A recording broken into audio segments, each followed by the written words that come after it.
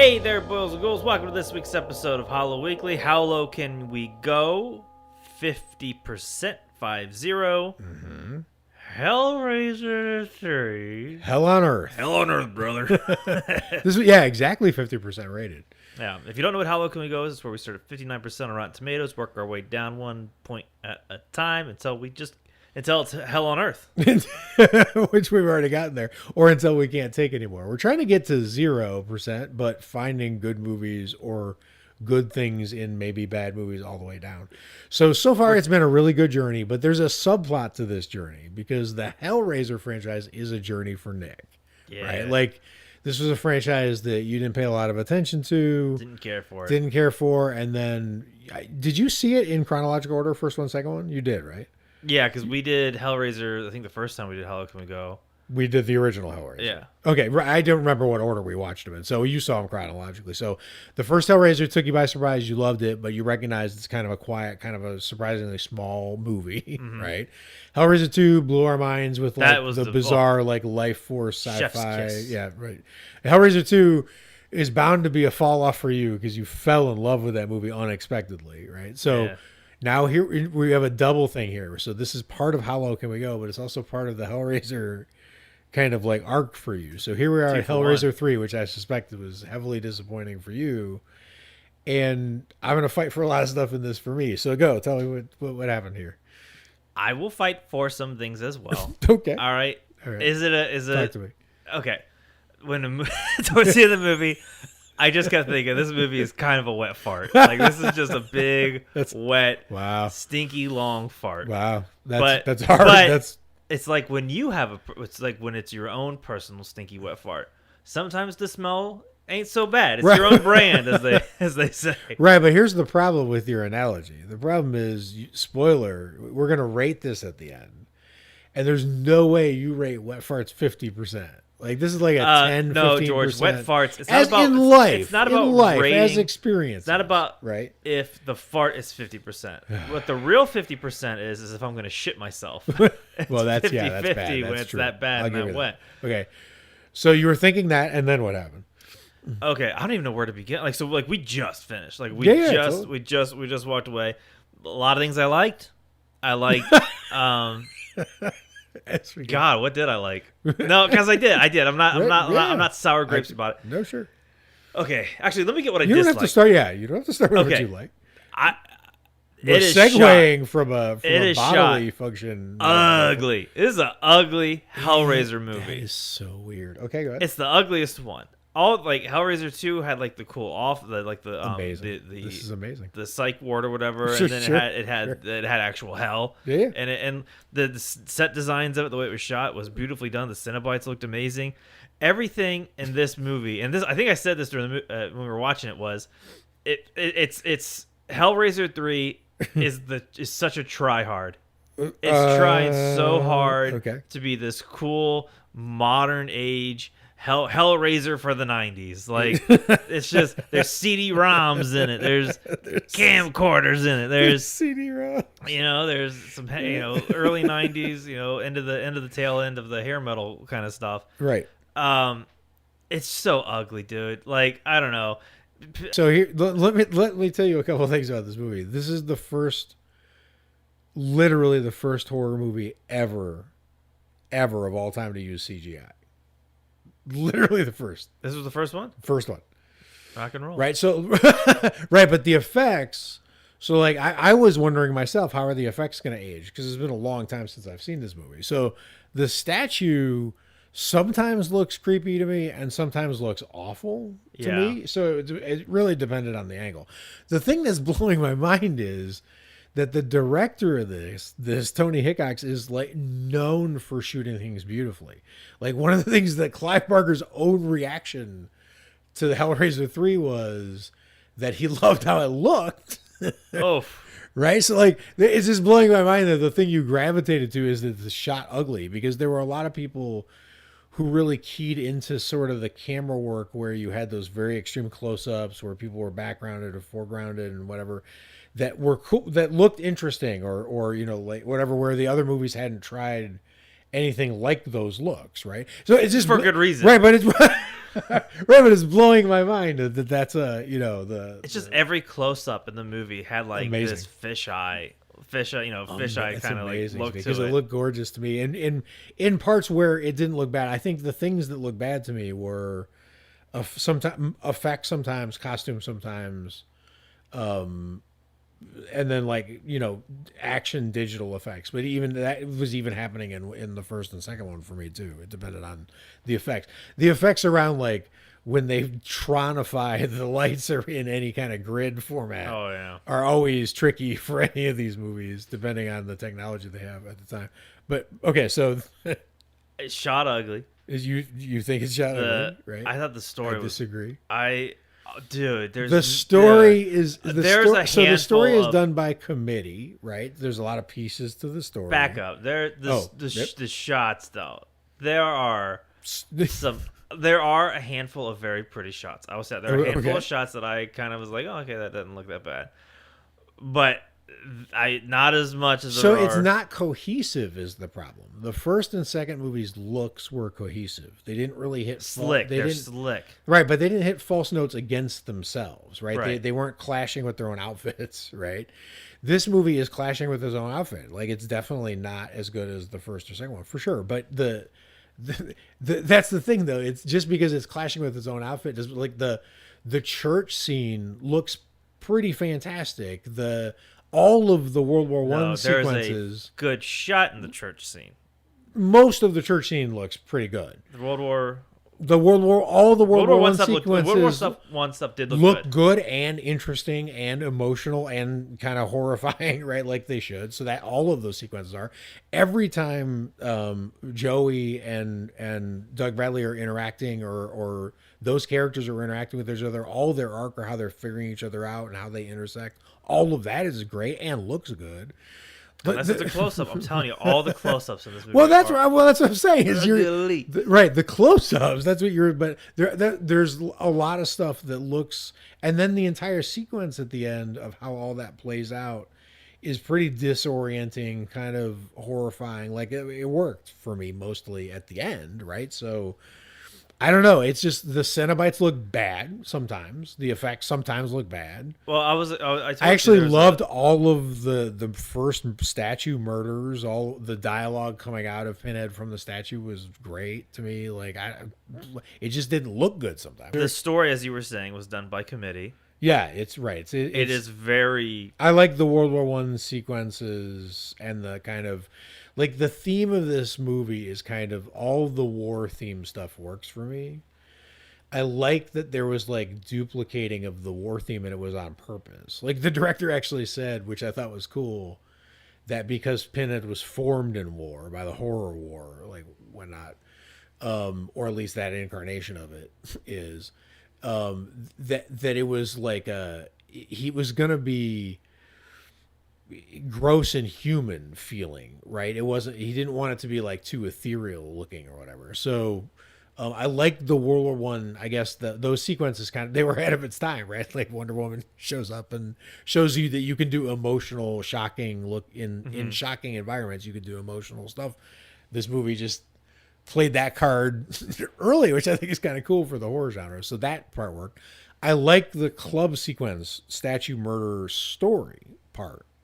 I thought it was interesting that Pinhead was trapped in the statue and had to persuade his way out of it like a monster, right? Like it was kind of like an evil genie trying to trick you into rubbing the bottle, right? Like he couldn't just emerge. But my favorite thing is that the movie Draculafies Pinhead, which I think is really cool because the director is a Hammer fan. His dad directed Theater of Blood with Vincent Price, right? And the reason his dad did that movie, because his dad mainly didn't do horror movies, is because his son, who directed the movie we're talking about now, asked him to do a horror movie because he was a huge Hammer fan. So he did a Hammer movie, right? But I don't know. But I don't want to keep. Let me stop. I don't want to keep extolling the virtues of this movie. Because you like monster movies. Talk about the Cenobites in this for a minute. Like. Ugly. This movie is just ugly, man. The first two. Pinhead himself, you don't like any of the like. No, because when you see him, He's shot in an ugly ass close up. It is just That's because of the it's just okay. it's for me it's very jarring. Like to me the first one is it's shot, I don't want to say basic, but like No, it's very stripped down. But it's very stripped down. There's not like a lot of like very fancy things going on. The second one is a little bit more creative, I think, with like shot selection and it's super well executed. Even the scene where the doctor's getting the thing in the back of the head and he's like shaking and shit like that. Totally. This one to me, it kind of felt like they were trying to do like a music video for like a alt grunge band Peak in the early MTV. 90s. Yeah, it just felt like that. The music reference is super date. Like it's almost sad how pitiful CDs have become. Just as as artifacts in our mind, you just cannot take them seriously. It also this Hellraiser has a lot more action sequences in it of people like getting flown, blowing up and the body flies and it's like kind of in slow motion. Like it just has that like really poor produced early 90s action film ones that are fun to watch with friends, but in the context of like in the other movies, I liked that a lot of times you felt like you were going through a maze with the character. You were this one didn't feel like that. This one felt like you were out and about in a city. But the war thing that I was talking about, that the cool part is that Pinhead is like the general moving his troops.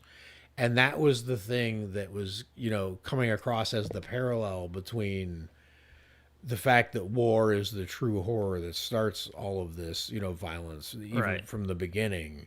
And Pinhead is kind of more the manipulator of the troops. And that's what I meant. Sorry. What I meant by the Dracula-fication of it really is that for the first time, Pinhead gets to be the civilized half, which is Elliot Spencer, and play that role, and Doug Bradley got to play that role, and then be the Pinhead monster too, because Dracula's always like that. He's the welcome to my home. Can I get you some refreshments? And then you see the savage, like he eats babies and goes down the side of the wall like a creepy spider, like sides, and you never got sides before from this character, but now you are. Right? Pinhead was only Pinhead before. Now the character got complicated in a really interesting way. That part of the story like works for me. It's just that the explanations for what was happening to the Cenobites and some of that stuff didn't make a lot of sense at all. I see exactly what you're saying, because one of the things I thought when we were watching it was like, because they are doing another Hellraiser, like they're bringing it back.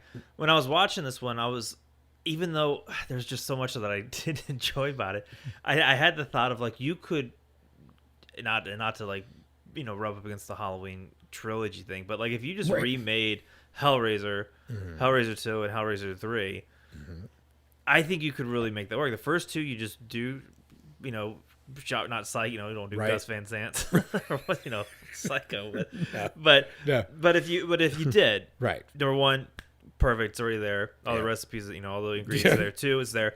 3, I feel like what it had going for it could have worked, but I think it was just a product of early 90s weird movies. Yeah, totally. And I think also the story behind how all this movie came together and all that stuff is so broken and in so many pieces.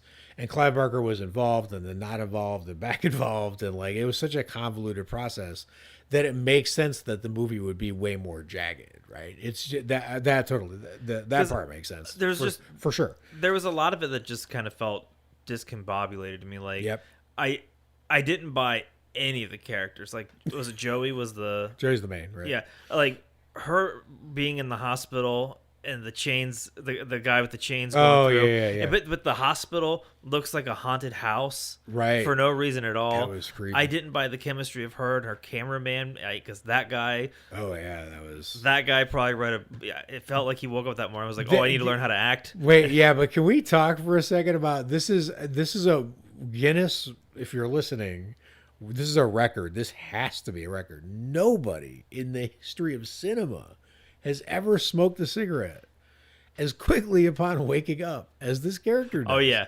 There's a He- moment, like literally, she walks in, and I don't know how she got. I don't even remember how she got into his house or his place, or they're staying together now, or what's happening. But she like he's laying there like on a futon or whatever, and she like nudges him, and he's like, "What?" Or way to nudge it, and she's like, "We gotta go." And he has a cigarette. He reaches over and lights a cigarette. He hasn't said a word. He hasn't made a move.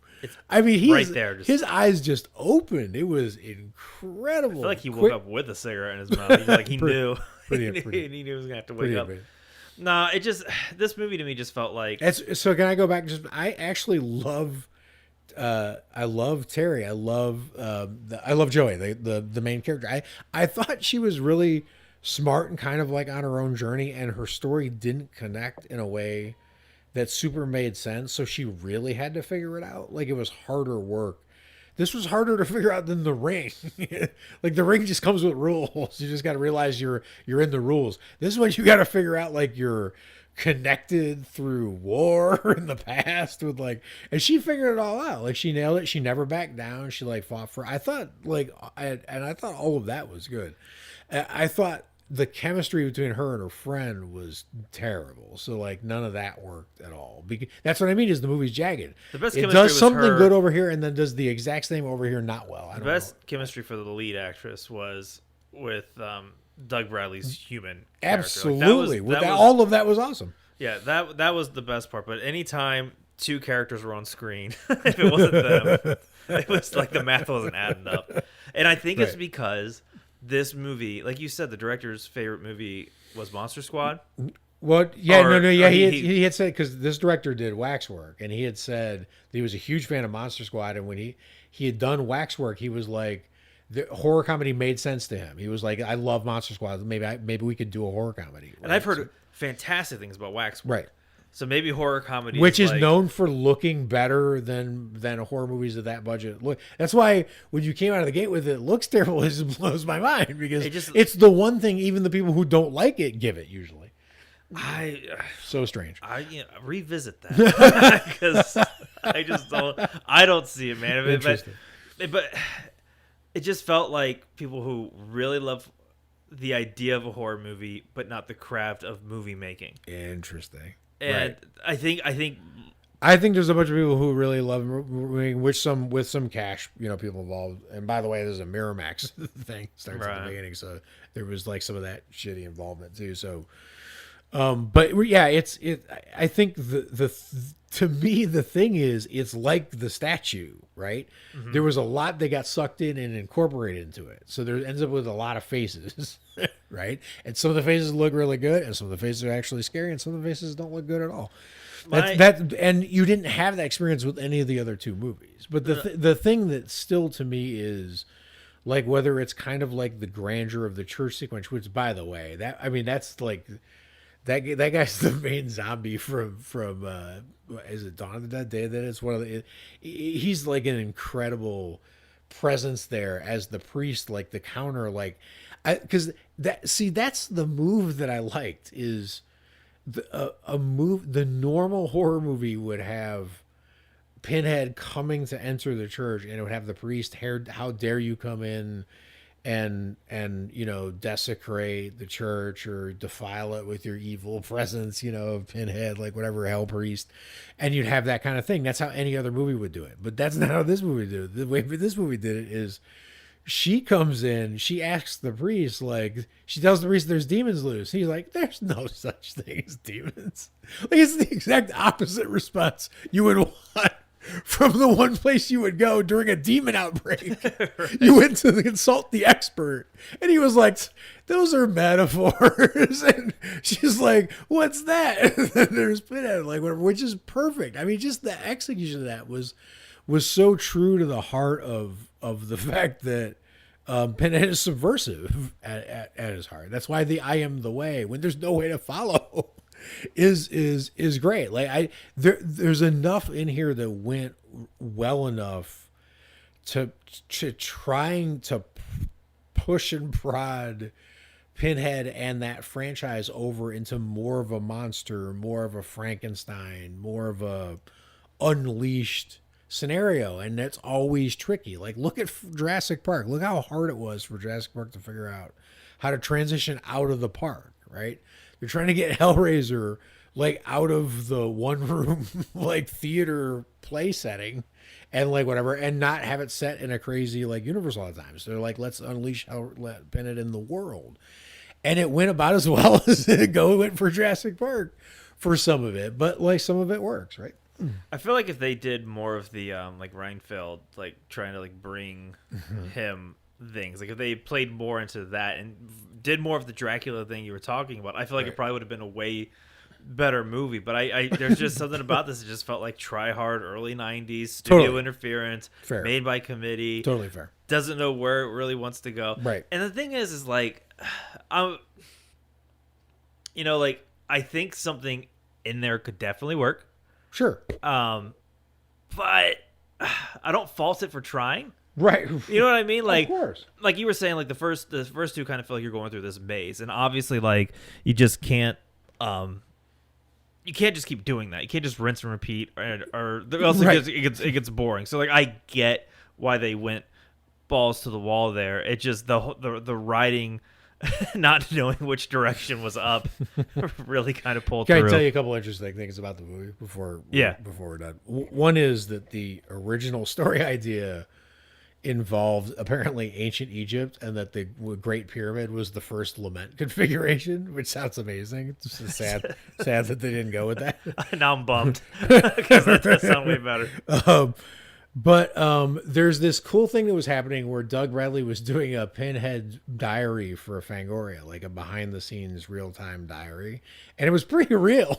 He was saying some real stuff because it was a pretty decent shoot with some troubled cross currents and things you'd expect, but a lot of that wasn't hidden or whatever. But there's this amazing moment, I just got to tell you, where it's because it gives me chills just even thinking about it. This is literally his entry. It's short.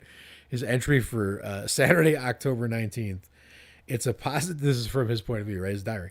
It's a positively schizophrenic night for me as we shoot the climactic confrontation between Pinhead and Elliot, starting out in human form and switching to Cenobite at about 2 a.m. Good to know that's when he went to Cenobite. Oh my God. I'm completely tripped out by the sight of Pinhead standing there waiting for me. Kevin, my stand-in, has won the nomination to double Pinhead. I point out that he's the only other person ever to have worn the full Pinhead makeup and costume. I suddenly realized just how jealously protective of the character I've become. It is deeply unsettling for me. It's so interesting. Wow. To think about, like, as they're, dealing with this character that got out of hand and, like, went into the world and demanded more attention like characters do. Like, there's been, like, a million adaptations of Dracula. It's not the most complicated story. It's just that character works for us. We want to hear more about it, right? So, like, they're dealing with kind of the power of that, and you have this guy, and then the first time he has to like see himself across from there and play it, and I just find all of that fascinating. I think it's an interesting. That is fascinating, right? My closing thing is Hellraiser 2 really dug its hooks in me. It did. Just to keep it on. I mean, you loved it. That's the thing. After we watched, because we watched it when they did it on the last drive-in. And afterwards, that's right. Which I mean, having Joe that Bob, was a whole other experience. Yeah, having Joe Bob talk about the movie, oh my God, throughout it always helps. But like, I listened to the soundtrack afterwards, and like I remember, we always talk about the memory test, like how is a movie? Yeah. This movie, Hellraiser 2, did it for the film, and it did it for the soundtrack. Like I will never forget the night after we watched it. Alex and I, we were in bed. We had Frasier on. We were on our phones. And I remember playing the soundtrack to Hellraiser 2 and legitimately feeling terrified at the idea of that hell. That's so interesting. So, like, I bought it so hard, and I don't fault this movie for trying to lean into the technological stuff. So interesting. I think the idea of the reporter investigating the box and all that stuff was a cool idea. Just doesn't work for you. Didn't work for me, and if I had to rate it, I'd go 45. I go for it. I wouldn't put it too Remember far. my disaster prediction was 44. That's Was it? amazing. Yeah, so you were so That's amazing. close. Yeah, That's amazing. yeah. That is. But And that felt like in my heart, I kind of knew that the MTV heart of this thing wasn't gonna. There was no way that would work because it became so relevant so fast. That's what I was saying. Like the technology is that there's so much in there that just isn't powerful anymore.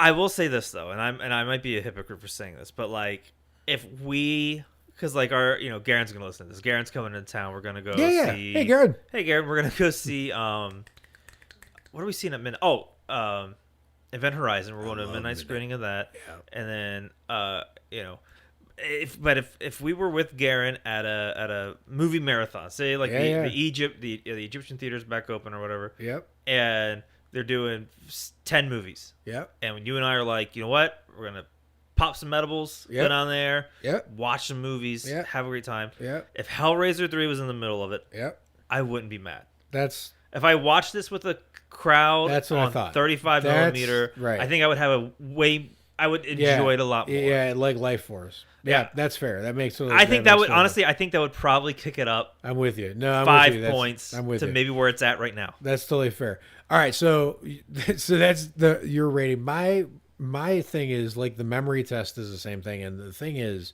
I have an advantage that you don't have, and then I know how bleak the Hellraiser franchise becomes going forward, and because there's an amazing line in here where time scales like Pinhead works on it, where he says in here another amazing line of his in this movie, where he's like, this is right now where you're at is going to look like a memory of heaven to you compared to where you're headed. Right. So like knowing that where we are right now is going to become a memory of heaven to you if we decide to go down the Hellraiser path. And the memory test of, I don't remember much of what is to come, but I could have told you almost visual for visual what happened in the church scene in this movie, or most of the chase scenes with Terry in this movie, who I still think is an underrated central female character for a horror film, who I would have watched in more films if she had more adventures like that. I think it's got enough of that for me to give it to remember, have a memory. And I love the way, like when Pinhead does the "I am the way," I thought, the thing is he puts his head sideways like this crucifixion at the church mockery move. I thought that was right.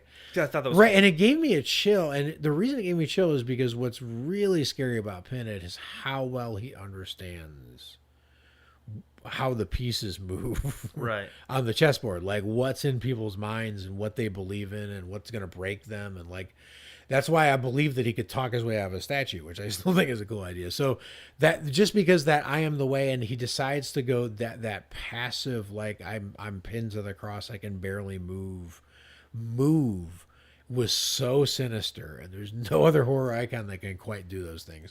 So because of the Hammer Dracula-ification that I appreciated of this movie, I'll give it a 66. That makes, I totally, after you just said that, I see how you view the movie. And I get it.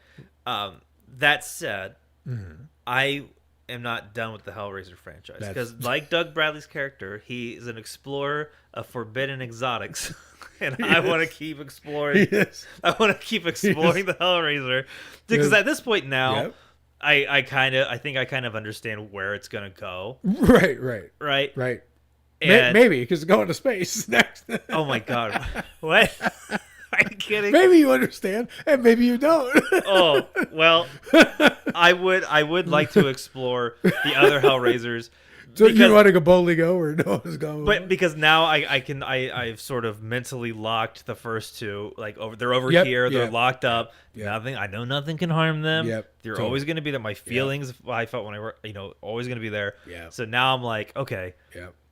I'm ready to see what else this franchise can throw at me, and how weird it can get. I'm totally. I know where to set my where to aim to set my sights. Yeah, no, I'm totally with you. I would be the same way, like depending on how you ordered it with a franchise like the Hannibal Lecter. Like I would have like Manhunter and Sounds of the Lambs like over here. Yep, yeah, you got him over there. I imagine a little box. Right, exactly. Just Right. over there untouched. Right, right. I put him in that box you got to stick your hand in Dune, and anyone who tries to put their hand in there That's exactly what is it going to get is. zapped, so don't reach But in that's there. the 50s. You can't have them. Right. We're done with the 50s. Right. We are done yes, with our and first that's chunk. right, exactly. But here's the thing though, that's the when you do a series, right? Going in, we're not going to be doing 59 episodes that are the same, right? Yeah.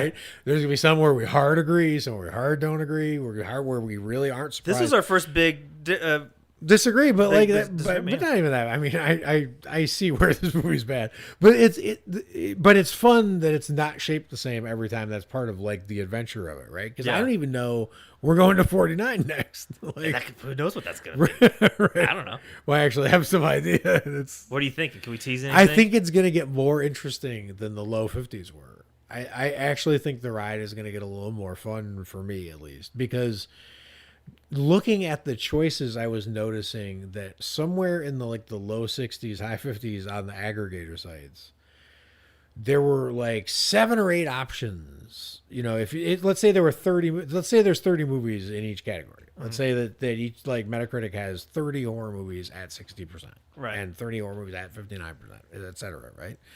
So of those 30 movies, I remember in the high 50s, I would look at the options and be excited about 7 or 8 of them. I remember where we are now, last 3 or 4 notches of this. I looked and I was like, there was only 1 or 2 where I was like, pretty that's narrowed down. It was pretty not. It got narrow, but I peeked ahead and it broadens out again. I feel Good. like this is like one of those Waze traffic where it's like Right. the traffic we're bottlenecked, and now I feel like Traffic for the next 7 minutes. I don't know that it's going to get better. It could get worse. It's supposed to. Right? That's by where we're headed. But I think, given the richness of the options in like the high 40s, I think the ride is going to get more fun again. Well, I'm buckled in, man. Let's do this. This We're not giving up no matter even how though- much pain you bring us. doesn't matter. This Because we're still like the only time how low can we go loses is if we this is the the guillotine blade falls when we blunder into a movie that's truly painfully bad, that we can't find anything redeeming about, that we feel like was a waste of both of our time, right? And like a suck, and then that's a problem. Like when we hit one of those landmines. it just sucks all the energy. We're in trouble, but this sort of happened to you. This is this is like a 3/4 landmine for you, a boost for me, a small mild boost for me. I think that's right. that's So pretty so accurate. it averages out to half a landmine collectively for the group. and we can just, Right, video we game can style. Keep on. We can marching. handle that. Yeah, we can keep on marching. Right. This ain't nothing. It's not until we both end up in a saw trap and Jigsaw's like, But, I gotta teach you both a lesson. We're like, both? Oh shit. If I feel like we're in a boxing ring, we're gonna get hit. We're gonna- All right, we're gonna get hit. It's gonna happen. You took one. I'm sorry, brother. You took, It's took- totally cool. We're took- end of the round. Mick's gonna ice me, and we're just gonna go right back in. This one hurt a little because your expectations were set kind of artificially high. Weirdly so, because Hellraiser 2 is a very, But I'll tell you something. I think probably divisive. I'll tell you something. Like I said with the restaurants, like I'm gonna sit with it. I'm sure some things are some ideas are No, gonna. no, solve. it totally makes But- sense because here's the thing. Just it makes sense to me because there's a very I don't actually want to say this out loud because it's going to give away an amazing trivia question, but there's a what happened to you for this happens to me with movies that are delicate, that have a delicate atmosphere to them, right? So I'll give you an example, or franchise. So like Phantasm. When Phantasm goes wrong, it's terrible, Yeah. right? And when it goes right, you can't really explain why it's right, but it's working great, right? Like but it takes a very particular recipe, and it doesn't take a lot of tweaks to that recipe to ruin it, right? And Hellraiser 2 went to this weird space where if it had just been 2 tweaks to the left, it could have been awful, but it wasn't. It nailed it, which is incredible, right? But like the odds of that happening 2 times in a row are low. It's like when Cafe Orleans at Disneyland got rid of gumbo, and we're like, "You're a New Orleans restaurant. Why did you get rid of that? Right. You clowns." Right. So, but I love that we're into the scary part of the journey, and I think This is where it's gonna get fun. I mean, it's been fun for me. I have fun with this movie. I'm sorry. I feel guilty. No, But that's what I was saying. Forget everything that just happened. I want the Hellraiser 3 support group. I demand it. I will conjure up a post for the group. Okay. So if you're on Facebook, join the Hollow Weekly group. You'll look for that. You'll probably see me in there, seeing if for other like-minded individuals. I want to see the support group, and I don't even mind if it's a hater group. I would if there are 20 like haters and no support at all, it's still fine for me. I'm curious because it's been a long time since this movie, since I've even thought about this movie really, and it's been a long time since I've even had a read on what like horror fans even would assess this movie as, right? Because it's in a weird place. It doesn't feel like Lawnmower Manning enough to get the cult lane. Right. It doesn't feel well executed enough overall to get the overlooked masterpiece lane, right?